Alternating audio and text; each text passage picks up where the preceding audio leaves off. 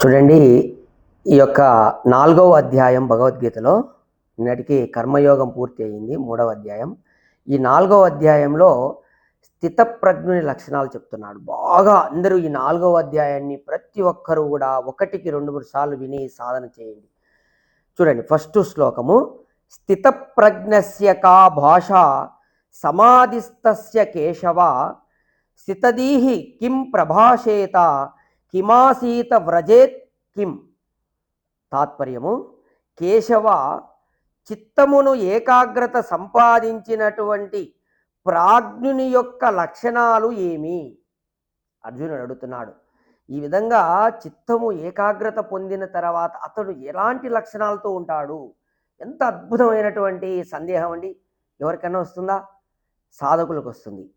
చూడండి, అతడు ఎట్లు మాటలాడును? ఎవరు? చిత్తము ఏకాగ్రత పొందిన లక్షణాలు ఎలా ఉంటాయి? అతను ఎట్లా మాట్లాడతాడు?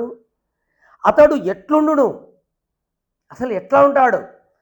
అతని నడక ఎలా ఉంటుంది అని అర్జునుడు కృష్ణుని ప్రశ్నించను. ఇది మొట్టమొదటి శ్లోకం. అర్జునుడు అంటే ఒక చిత్తమును ఏకాగ్రత సంపాదించినటువంటి అతని లక్షణాలను, అతని నడక, అతను మాట్లాడే విధానము ఎలా ఉంటుంది అని ప్రశ్న రూపకంగా ఈ శ్లోకం ఉన్నది.